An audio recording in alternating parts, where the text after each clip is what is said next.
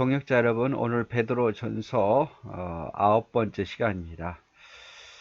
자, 우리가 신약을 보면서 또 구약과는 좀 다르죠. 구약은 우리가 역사적인 배경을 몰랐던 것이 많기 때문에 뭔가 새로운 것을 배운다라는 마음가짐을 가질 수 있는데, 신약은 우리가 늘 많이 말씀을 접했던 것이어서 우리가 다 안다라고 생각하고 접근하죠. 그러다 보니까 안다라고 생각해서인지 조금 듣고도 금방 잊어버리고 뒤돌아서면 또 기억도 나지 않는 그런 경우가 많습니다. 은혜롭긴 한데 안다고 생각해서 잘 잊어버리죠. 그래서 신약을 볼 때는 더더욱이 자주 늘 항상 내가 새로운 마음으로 봐야 합니다.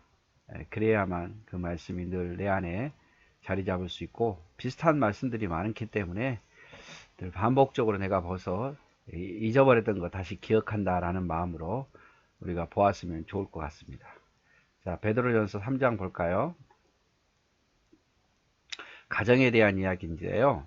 아내들아, 이와 같이 자기 남편에게 순종하라. 이는 혹 말씀을 순종하지 않는 자라도 말로 말미암지 않고 그 아내의 행실로 말미암아 구원을 받게 하려 함이니. 자, 아내들아, 이 아내는 하나님을 믿는 아내들이에요. 자기 남편에게 순종하라. 그래서 하나님을 믿는 아내들은 더 세상 믿지 않는 아내들과 다르게 더 자기 남편에게 순종적이어야 된다, 이 말이죠. 특별히 남편이 믿지 않을 경우에는 더 아내들이 남편에게 어떤 그 모범을 보이기 위해서, 신앙인으로서의 어떤 모범을 보이기 위해서 더 자기 남편에게 순종할 것을 당부하고 있습니다. 그래서 믿는 아내들이여, 그리스도인의 아내들이여, 자기 남편에게 순종하기를 하라. 이는 혹 말씀을 순종하지 않는 자라도 말로 말미암지 않고 아내의 행실로 말미암아 구원을 받게 하려 함이다. 자, 아내들이 남편에게 늘 순종적이고 또 남편의 비유를 맞춰주고 이렇게 하면 하나님을 믿으라고 말로 통하지 않아도 너의 그 순종적인 모습, 그 아내의 그 어떤 그 남편을 존경하는 그런 모습을 보고 그 행실로 말미암아 그가 하나님을 믿게 될지 어떻게 알겠느냐. 그러므로 믿음의 그리스도인 아내들이여 남편에게 순종하라 라고 말합니다. 그러면서 너희의 두려워하며 정결한 행실을 봅니다. 자, 남편을 향한 존경하는 마음, 이 두려운 것만 매를 때릴까봐 무서운 게 아니라 남편을 존경하는 거 있잖아요. 내가 남편을 휘어잡는 게 아니라 뭔가 항상 남편에게 이렇게 뭐 존경하는 눈으로 남편의 말에 또 따라주고 이런 모습을 보면서 또 정결한 행실, 늘 어떤 정결한 모습을 보면서 그가 감동받아서 하나님을 믿게 될지 어떻게 알겠냐 이 말이죠. 자, 그래서 아내들에게 계속 이야기합니다. 너희의 단장은 머리를 꾸미고 금을 차고 아름다운 옷을 입는 외모로 하지 말고, 자, 너희가 남편에게 아름답게 보이기 위해서 단장하는데 그 머리에 여러 가지 그 보기 좋은 그 장식으로 꾸미고 또 금을 차고 아름다운 옷을 입음으로 남편을 이렇게 마음을 얻으려고 하기보다, 우리 그리스도인들은 외모를 가지고 남편의 마음을 얻기보다, 이게 틀렸다는 말은 아닙니다. 주로 이렇게 머리 단장하고 금을 꾸미고 아름다운 옷을 입는 것은 창녀들이 많이 했어요. 남자를 이렇게 꼬이려고 창녀들이 했습니다. 그런 데에 중심하지 말고 외모를 꾸미려고 지나치게 그렇기보다는 내실을 더 다지라 이 말이죠. 오직 마음에 숨은 사람을 온유하고 안정한 심령에 썩지 아니할 것으로 하라.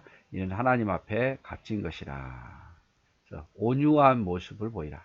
마음으로 어떤 그 남편에게 보일 때 그 아내의 그 온유한 모습, 또 심령에 썩지 아니할 것, 심령에 썩지 아니할 것, 어떤 죄된 마음이 아닌 착한 마음을 모습을 보이라 이 말이에요. 이게 더 값진 것이다 이 말이죠. 전에 하나님께 소망을 두었던 거룩한 부녀도 이와 같이 자기 남편에게 순종함으로 자기를 단장하였으니, 전에 믿음의 자녀들도 믿음의 아내들도 그렇게 했다 이 말이죠. 남편에게 순종함으로 순종 잘하는 그리고 남편을 존경하는 그런 모습으로 자기를 단장했더니 그 대표적인 예가 사라가 아브라함을 주라고 칭하여 순종한 것 같이 사라가 아브라함을 하나님 대하듯이 그렇게 칭하고 순종하였던 것 같이 너희는 선을 행하고 아무 두려운 일에도 놀라지 아니하면 그의 딸이 된 것이라. 그래서 남편을 향해서 선을 행하고 또 어떠한 일에 두려움 없이 행동을 한다면 늘 어떤 모습에 있어서 뭐라 해야 될까요? 안정된 모습으로 남편을 대우한다면 그의 딸이 하나님의 진정한 딸이 아니겠냐 이 말이죠. 여기서 강조하는 건 그겁니다. 아내들아 남편에게 순종하고 존경하라 남편을. 그리고 또 외장은 단장한 머리를 꾸미고 금을 차고 아름다운 이런 모습으로 남편의 마음을 얻으려고 하기보다 마음에서부터 우러나는 온유함과 또 죄악된 모습이 아닌 어떤 순종하는 모습 또 경외하는 모습 그런 것을 통해서 남편의 마음을 얻으라 이 말이죠.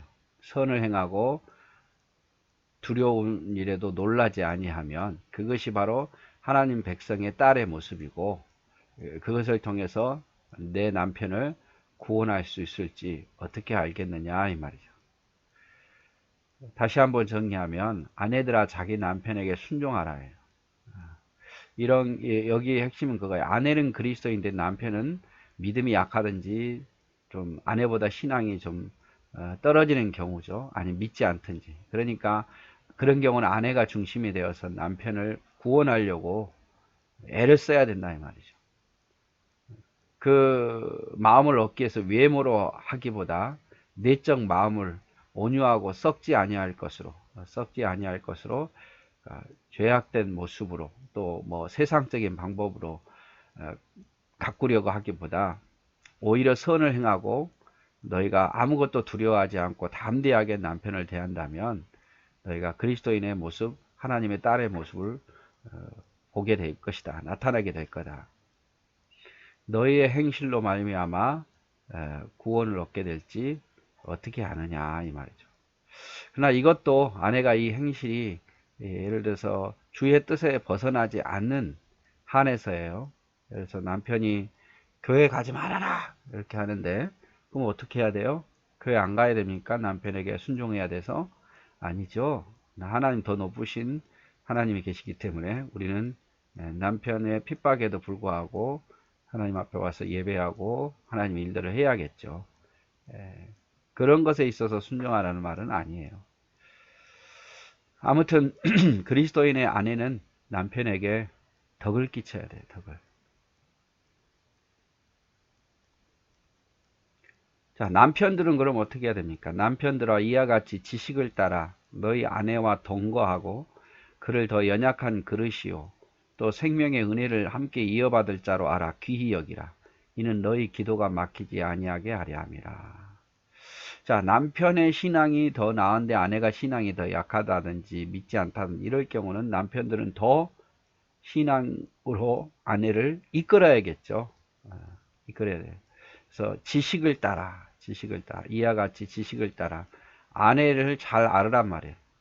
지적 영역에서 네 아내에 대해서 무엇을 좋아하고 무엇을 싫어하고 이 아내의 성격이 어떤 건지 그걸 좀 잘 파악하라 이 말이에요. 그리고 너희 아내와 동거하고 다른 여인에게 눈을 돌린다든지 하지 말고 늘 너희 아내와 육체적으로도 동거하고 뿐만 아니라 또 어떤 그 중요한 일들에 있어서 마음을 같이 나누고 생각을 같이 나누라 이 말이죠. 이게 동거하는 거거든요.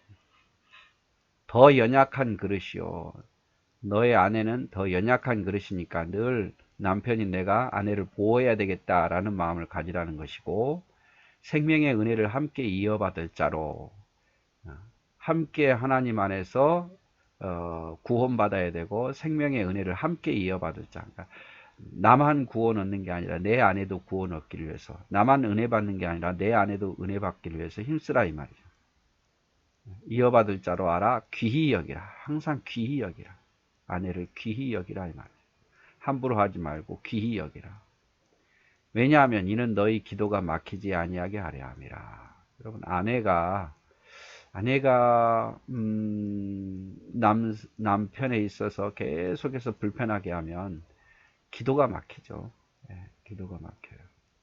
그래서 기도가 잘 안 돼요. 가정이 평안하지 않으면 기도가 잘 안 됩니다. 그래서 남편들아 아내를 귀히 여겨라. 정말 귀히 여겨라. 지식을 따라서 아내를 잘 알고 아내와 동거하고 남편으로서 의무 충실하고 이 동거는 육체적인 동거뿐만 아니라 마음도 생각도 나누라 이 말이죠. 더 연약한 그릇인 줄 알고 아내를 보호할 책임을 가지라는 말. 내가 아내를 보호해야겠다. 또 생명을 함께 이어갈 자로 여기라. 생명을. 그래서 하나님과의 관계에 있어서 너와 같이 은혜 받고 너와 같이 구원 얻고 이렇게 여기라 이 말이죠. 이렇게 하는 이는 너희 기도가 막히지 않게 하기 위해서다. 그래서 믿음의 가장이 되려고 노력해야 돼요. 남편이 됐든 아내가 됐든 내가 더 믿음이 있다라고 생각하면 내가 믿음으로 우리 가정을 지키려고 해야 됩니다. 내 아내는 무너져도 내 남편은 무너져도 나는 믿음의 가장으로서 내가 믿음이 우리 가정 안에서 더 먼저 믿고 더 믿음 안에 충만하니까 아내가 무너져도 남편은 내가 믿음을 신앙을 지켜야겠다. 아내가 무너져도 또 남편이 무너져도 아내가 신앙을 지켜야겠다. 이런 마음을 가지고 있어야 돼요. 또 서로 배우자를 위해서 기도해야 되고 자녀만 위해서 기도할 게 아니라 배우자를 위해서도 서로 기도해야 돼요. 그래서 함께 또 죄짓지 말아야 되고 이런 경우가 굉장히 많아요. 남편과 아내가 한 뜻이 되다 보니까 뭐 교회의 어떤 하나님의 일에서 남편이 막 불만할 때 아내도 그러면 안 돼. 하나님이 그거 싫어해. 이렇게 해주면 정말 지혜로운데 같이 동조해 가지고 막 하다 보면 화가 났던 것이 배가 되죠 이제.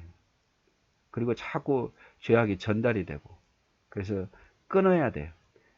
딱 판단해 봐 가지고 아무리 남편이고 아내여도 그게 죄악된 모습이라면 잘 설득해야죠. 그런 모습은 아름답지 않는 것 같다.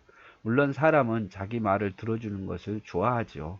내 편이 되어지는 걸 좋아하고 아내 편, 남편 편 되어지는 걸 좋아하는데 그러나 여러분 신앙의 죄악에까지 그렇게 해서는 안 돼요. 여러분.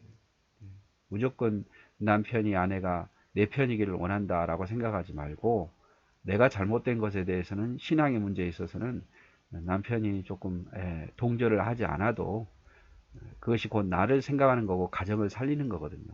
하나님 앞에 죄짓지 않게 하는 거고.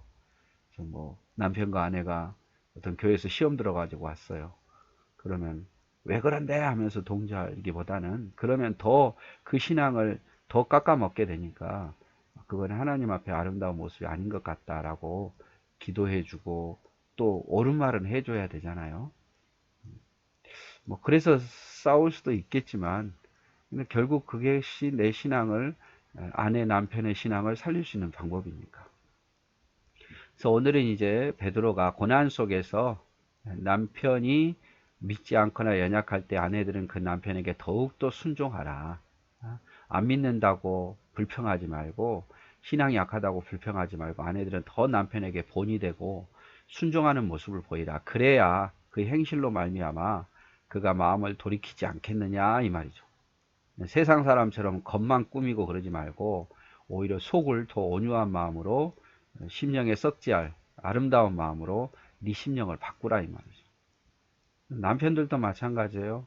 내 아내를 더 알려고 힘쓰고 또 항상 아내와 동거하고 또 연약한 것으로 생각하고 보호하려는 그런 마음을 갖고 또 함께 은혜를 이어받을 자로 늘 여기고 같이 가야 된다는 생각을 하고 귀히 여기라. 보호하고 귀히 여기라. 그래야 네 기도가 막히지 않는다 이 말이죠. 그래서 남편이나 아내나 서로 신앙 안에서 세워주고 또 존중해주고 귀히 여기고 사랑하고 이것이 그리스도인의 신앙인의 모습이라는 거 우리 꼭 기억했으면 좋겠습니다.